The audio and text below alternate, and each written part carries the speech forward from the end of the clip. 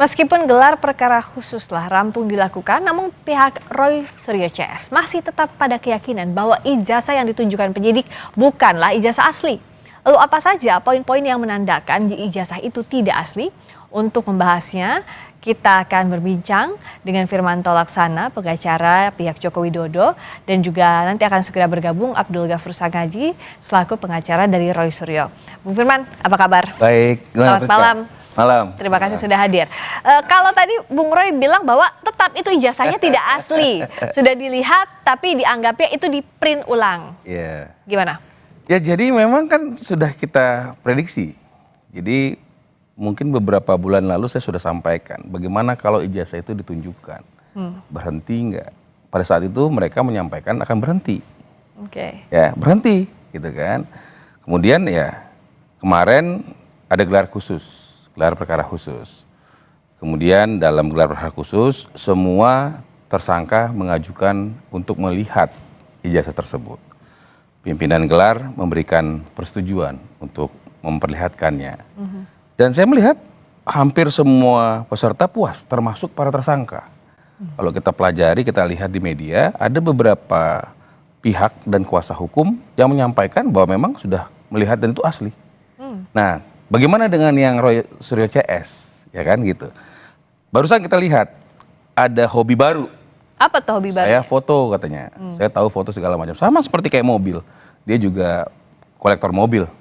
Ada teman saya punya mobil VW Kodok tahun tua gitu ya kira-kira ya.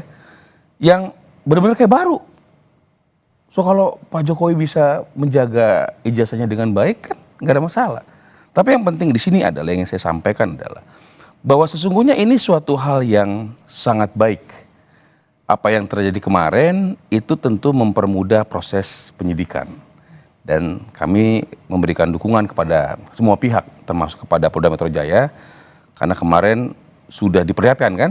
Dan tentu kalau masih mau berdebat terus ya memang kita harus lakukan pemeriksaan di pengadilan. Jadi kalau tadi Bung Roy bilang bahwa itu ijazahnya tidak asli dari sisi foto dan sebagainya, Anda menganggap ya itu harusnya dibuktikan di pengadilan saja? Ya pasti akan disampaikan terus seperti itu.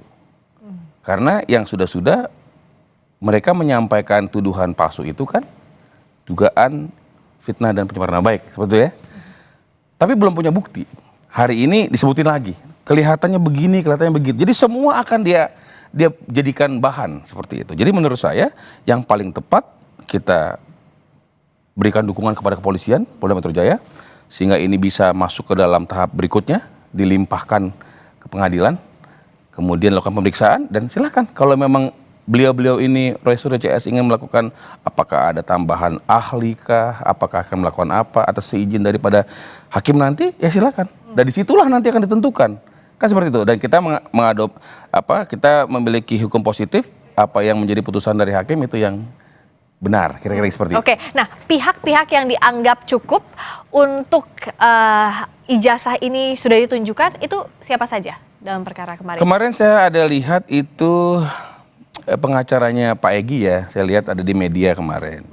Kemudian beberapa lain saya nggak terlalu copy siapa gitu ya, tapi saya lihat menyampaikan sudah melihat ijazah berterima kasih dan sebagainya. Ya, saya juga di dalam pun mereka juga sebenarnya sudah diberikan sangat puas untuk memeriksa, melihat, memeriksa segala sesuatunya kan gitu kan. Ya. Dan tentu kesempatan yang diberikan itu menurut saya merupakan suatu puncak. Ya. Karena mereka kan selalu ingin melihat gitu ya. Dan kemarin pimpinan gelar memberikan kesempatan untuk dapat melihat. Dan saya pikir itu sudah merupakan suatu hal yang terbaik sehingga proses ini akan lebih cepat. Oke. Nah, Bung Sangaji sudah bergabung. Terima kasih sudah hadir. Makasih Bang Firman. Terima kasih sudah hadir nih. Tadi sudah dibahas. Kalau misalnya tadi Bung Firman bilang kan sudah ditunjukkan ijazahnya di gelar perkara khusus, tapi Bung Roy bilang bahwa itu ijazah tetap tidak asli. Kenapa sih? Yang ditunjukkan kemarin itu kan barang bukti yang selama ini dipertanyakan ya. Dan kami tentu mengapresiasi langkah yang dilakukan oleh Polda Metro Jaya lebih progresif dibandingkan dengan pada saat gelar perkara khusus di Bareskrim Polri ya. Dan yang ditunjukkan kemarin itu kan adalah barang bukti yang belum ada nilai pembuktiannya. Karena saya juga salah satu anggota kuasa hukum ya, yang ada juga sama Bang Firman juga. Saya maju ke depan dan di menit-menit terakhir yang menegangkan itu seperti sinetron ya Bang ya. Itu melalui perdebatan yang sengit itu. Kami berdebat sengit dengan... Kenapa debat apa lagi waktu kemarin? Ya artinya berdebat dari sisi dasar hukum. Boleh nggak sih ijazah ini dibuka? Boleh nggak sih barang bukti ini walaupun sudah disegel oleh Polda Metro Jaya? Dibuka boleh lagi. Dibuka. Dan kami Segelnya menolak. harus di... Oh menolak waktu itu Bang Firman. Segelnya dibongkar. Oh, oke. Jadi karena itu sudah ditunjukkan oleh penyidik Polda Metro Jaya, akhirnya kami punya kesempatan untuk melihat bahwa ijazah ini bentuknya seperti apa sih. Nah, ijazah itu ditunjukkan dalam 2 sesi yang berbeda. Ya, sesi pertama pada saat 5 tersangka untuk satu klaster pertama itu lakukan gelar perkara, saya juga ada di situ, kemudian ditunjukkan, saya juga ikut maju, saya penasaran juga Mbak. Kayak gimana sih bentuknya? Sebenarnya kayak apa sih? Oh, saya baru lihat secara dekat, wah ini ijazah Pak Jokowi ya. Tetapi kemudian penyidik minta jangan diraba, nggak boleh dipegang, jangan diraba, jangan dipegang ya. Jadi kami hanya bisa, saya melihat secara dekat sih, tapi saya nggak boleh meraba gitu. Ya, tapi saya kan tidak mempunyai kemampuan dari sisi dari sisi teknis ya. Apakah kertasnya ini asli atau enggak? Apakah ada embossnya? Apakah ada watermarknya? Apakah ada lintasan stempelnya? Saya nggak punya kemampuan itu ya, karena itu mesti kita tanyakan kepada Mas Roy dan Bang Rismon ya, karena mereka yang ahlinya gitu ya. Nah, yang pasti satu hal adalah ijazah yang ditunjukkan kemarin itu tidak berbeda dengan ijazah yang selama ini beredar di publik. Yang sudah dilihatkan sebelumnya, tapi dalam bentuk digital itu ya. Betul, yang dalam bentuk digital. Dan ijazah tersebut mengkonfirmasi bahwa basis penelitiannya Mas Roy, Bang Rismon, sampai kemudian mereka simpulkan 99,9% palsu, kata Mas Roy, kata Bang Rismon 11.000 triliun % palsu, itu ternyata objeknya sama. Tidak berbeda ya, tidak berbeda. Kami kemarin khawatirnya jangan sampai apa yang mereka teliti dengan yang ditunjukkan atau yang disita oleh Polda Metro Jaya itu berbeda. Wah, itu kalau terjadi seperti itu bahaya itu penegakan hukum untuk melakukan. Nah, tapi kenapa masih ada kesimpulan bahwa Bung Roy bilang bahwa itu ijazahnya masih tidak asli dan Bung Firman menganggapnya apalagi yang bisa digunakan, apalagi tools yang digunakan untuk membuktikan bahwa ijazah Pak Jokowi itu adalah asli. Sesaat lagi tahan dulu di Sapa Indonesia Malam. Baca lagi di Sapa Indonesia Malam. Jadi kalau masih dipertanyakan juga sudah gelar perkara khusus, ini kan disepakati kedua belah pihak ya, ini langkah yang baik lah, sudah diakomodasi. Terus sebenarnya kalau menurut Bung Firman itu apa sih yang masih jadi masalah dari pihaknya Bung Roy? Iya sampai kemarin? Tentu orang kan jadi tersangka ya. Ya mungkin masih ingin memberikan penyampaian-penyampaian ya, yakinkan sebagai. Tapi buat kami malah blunder.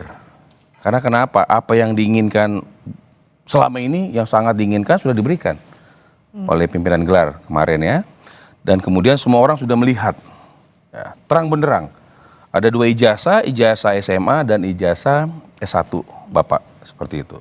Dan semua melihat bergantian dan artinya cukup puas lah melihat ya.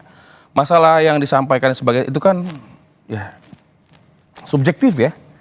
Makanya saya bilang tadi, oleh karena itu ya kami mendorong supaya Polda Metro Jaya yang hal ini sudah sangat akuntabel dan sudah sangat diapresiasi untuk mempercepat proses ini. Sehingga nanti pemeriksaan lebih lanjut P21 dan limpah di pengadilan dilakukan pemeriksaan supaya selesai. Jadi tidak ada lagi hal-hal yang menjadi ada kepastian hukum. Baik. Saya rasa itu. Kalau Pak Jokowi juga terakhir bilang bahwa lebih ingin ini dibawa ke pengadilan. Ranah hukum aja lah persoalan ini diselesaikannya. Jadi Bung Sanghaji kalau gelar perkara khusus udah siap dibawa sampai ke pengadilan?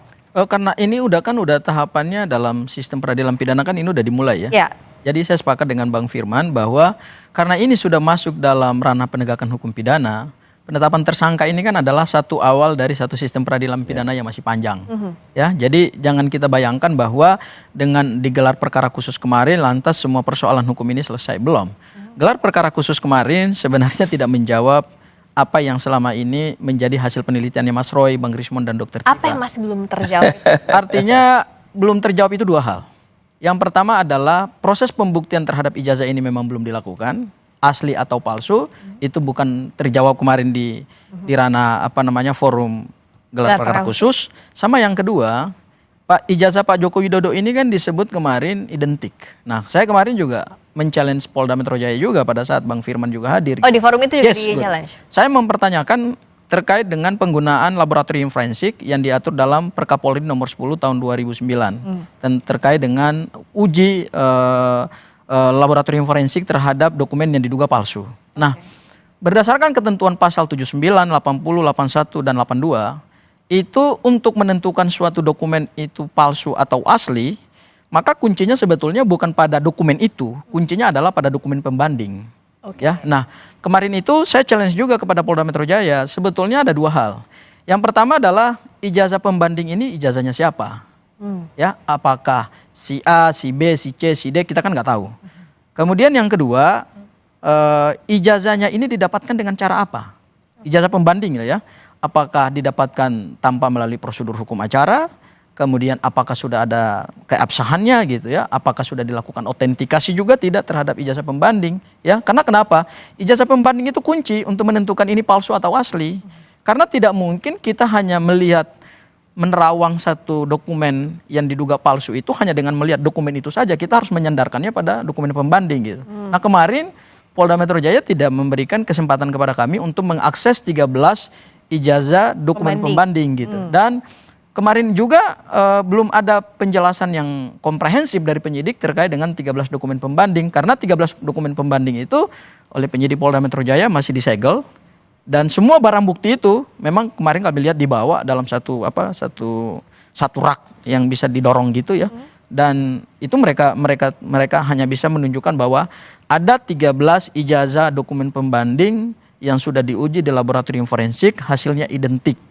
Nah, identik ini kan masih tanda tanya, ya, belum titik itu. Kalau titik berarti pembuktian selesai. Saya tanyakan dulu ke Bung Firman tadi, tidak ditunjukkan ijazah pembandingnya untuk menguji apakah betul identik atau asli lah. Iya, tentu makanya tadi saya bilang kan bahwa ini sebenarnya sudah ranah pengadilan.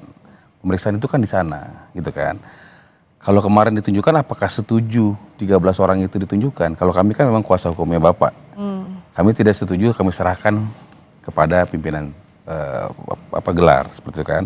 Nah, yang paling penting di sini adalah kalaupun nanti dilakukan pemeriksaan dan sebagainya yang sudah dilakukan pemeriksaan, nanti disampaikan dalam pengadilan, itu kan masih sebagian petunjuk.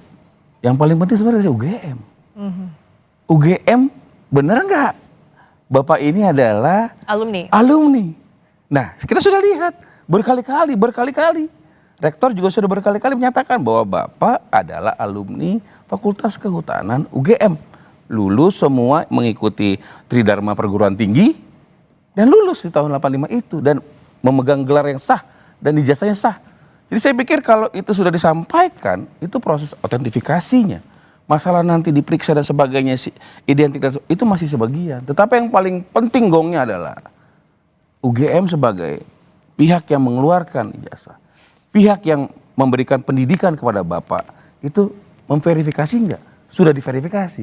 Artinya sebenarnya sudah selesai. Maka kemarin kami sampaikan, kami mengapresiasi dan merupakan suatu highlight yang perlu kita tunjukkan bahwa sekarang ini ya mohon Polda Metro Jaya percepat lagi. Supaya apa? Supaya dibuktikan tadi yang ingin dibuktikan. Dicek lagi, nanti dipanggil lagi. Siapapun lah yang mau dipanggil, Pak Kasmujo kah yang dipanggil, atau siapakah yang katanya Pak Dumatno kah, atau siapapun lah.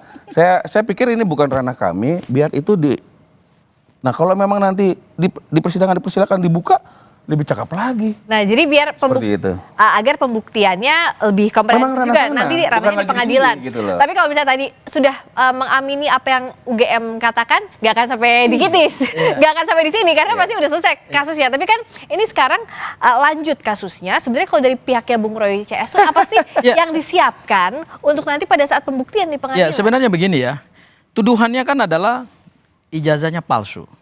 Oh sorry, bukan tuduhan, tapi hasil penelitiannya adalah ijazahnya palsu. Karena hasil penelitian ijazah palsu, maka dianggap itu tuduhan. Direkonstruksikan dalam pasal 310, 311, itu kan adalah pencemaran nama baik dan fitnah. Ya, itu delik pokoknya tuh. Itu kalau kita menggunakan rumus kualifikasi delik, itulah delik pokoknya di sini. Nah, karena ini ijazahnya diragukan, sebenarnya kuncinya ini adalah pada ijazah fisiknya. Jadi kalaupun ada pernyataan dari UGM, saya pikir sebetulnya selama ini pernyataan UGM itu tidak pernah memberikan kejelasan terhadap ijazah. Apa yang belum jelas dari UGM? Ya, UGM hanya menyatakan bahwa Pak Joko Widodo adalah alumni UGM. Tetapi terkait dengan ijazah yang beliau pegang, itu UGM menyatakan kami tidak bertanggung jawab terhadap penggunaan ijazah tersebut. Artinya, ijazah tersebut dengan proses akademik bisa jadi dua hal yang berbeda. Kenapa? Karena kalau kita masuk kepada pasal 263 ayat 1 terkait dengan adanya dugaan tindak pidana pemalsuan dokumen, maka pemalsuan dokumen berdasarkan unsur pasal 263 ayat 1 itu kan adalah memalsukan atau membuat palsu suatu dokumen. Jadi ada dokumen asli, kemudian dibuat palsunya, ya, kemudian yang palsunya ini kemudian ditindak gitu. Bisa saja seseorang itu pernah mengikuti kuliah, tetapi dokumen berupa ijazah yang dia pegang itu bisa juga palsu. Artinya apa? Dia palsukan dari yang asli. Misalnya contoh, awalnya dikatakan bahwa Pak Joko Widodo kemungkinan ijazahnya hilang. Kalau kemudian ijazahnya hilang dibuat yang baru, ya tetap kena pasal 263 ayat 1, palsu juga. Gitu. Meskipun dibuat berdasarkan proses akademik yang pernah beliau lalui, tetapi karena dibuat tidak oleh yang punya otoritas, kemudian dibuat berdasarkan apa yang kemudian dibuat di tempat lain, wallahu alam kita nggak tahu ya. Itu bisa juga tetap dikatakan palsu gitu. Tapi Jadi ini teknikal jawaban UGM menurut saya itu belum memberikan jaminan terhadap keaslian dokumen. Kalau proses akademik, kira itu hal yang berbeda. Ya, saya mau membuat ini clear aja. Mereka kan juga mengajukan juga di Mabes Polri kan terkait yang disampaikan tadi, dan itu sudah selesai. Ya, tidak ada pemalsuan dan apapun tidak ada. Yang sekarang berlanjut adalah di Polda Metro Jaya. Laporan atas pencemaran nama baik dan gitu fitnah. Kan? Sehingga apa yang ingin kita tekankan bahwa mari kita legowo lah. Kan gitu kan. Tadi ditanya apa yang harus dipersiapkan? Ya dia harus persiapkan pembelaan. Baik. Dan sehingga kenapa? Ya tadi 310, 311, 312-nya juga mengatakan pasal 312 KUHP juga mengatakan harus dibawa ke pengadilan. Sehingga menurut saya sudah deh. Kita fokus aja, kan sudah puas dilihat kemarin kan. Kalau masih kurang segala silahkan aja, nggak apa-apa. Tapi kami menghimbau, karena tentu kalau orang terus melakukan pengulangan-pengulangan kan ada pasal yang akan membuat mereka harus ditahan. Tapi itu kembali lagi adalah kewenangan daripada penyidik. Hanya kami ingin mengatakan, sudahlah, sudah dilihat, yuk kita sama-sama buktikan, kita buka aja. Minta nanti sama pengadilan untuk dibuka live sidangnya. Supaya semua yang nanti melakukan eksaminasi, ahli, saksi fakta, atau apapun lah, UGM, semua dibuka. Sehingga terang benderang. Jadi sekarang saya kira begini, tanpa Pak Firman minta begini pun, sesuai dengan hukum acara pidana yang sudah diatur dalam KUHP, itu pasti jalan otomatis gitu. Itu sudah enggak gini. Itu sudah rulesnya yang diatur dalam KUHP bahwa penetapan tersangka, kemudian pemeriksaan saksi-saksi, ahli meringankan, kemudian ada saksi meringankan, kemudian setelah itu pemberkasan, kemudian dilakukan tahap 1 yaitu berkas perkara dikirim kepada jaksa penuntut umum, kemudian Kejaksaan Agung atau Kejaksaan menunjuk jaksa penuntut umum dengan P16. Kemudian setelah itu jaksa penuntut untuk meneliti berkas, kemudian kalau kurang di P19, kalau memenuhi syarat materi dan syarat formil baru P21, baru kemudian dilanjutkan. Itu teknis yang hukum acaranya sudah rigid gitu. Tanpa diminta pun oleh Bang Firman itu otomatis jalan. Cuman bukan itu persoalan kita. Bukan itu persoalan kita. Persoalan kita adalah apakah penegakan hukum kita dalam menjawab misteri ijazah Pak Joko Widodo itu kemudian akan sesederhana yang dikatakan oleh Bang Firman bahwa dengan gelar perkara khusus tentu tidak yang sederhana. Enggak begitu. Juga begini, bahwa Puslapfor adalah pihak yang berwenang. Polda Metro Jaya sudah menyerahkan ini kepada Puslapfor. Kita lihat saja nanti apa aslinya. Memang belum ditunjukkan kemarin kan seperti itu. Sehingga kita tunggu kan seperti. Tapi kemarin itu lucknya kalau saya lihat mereka punya seperti itu. Jadi artinya dokumen ini sudah diserahkan kepada Puslapfor, sudah diperiksa. Seperti itu. Artinya proses itu kita tunggu aja. Ya udah, kita sekarang sama-sama nunggu prosesnya. Kita pantau bersama-sama. Fungsinya publik di sini untuk mengawasi juga proses yang ada sampai nantinya sesuai dengan hukum acara yang berlaku. karena ini sudah jadi atensi publik, makanya transparansi jadi kunci utama. Itu ya. Terima kasih banyak Bung Sakaji. Terima Transparansi kasih. dan akuntabilitas. Dan akuntabilitas itu penting. Terima kasih Bung Firman. Terima kasih Bung Sakaji sudah dari Sapa Indonesia malam.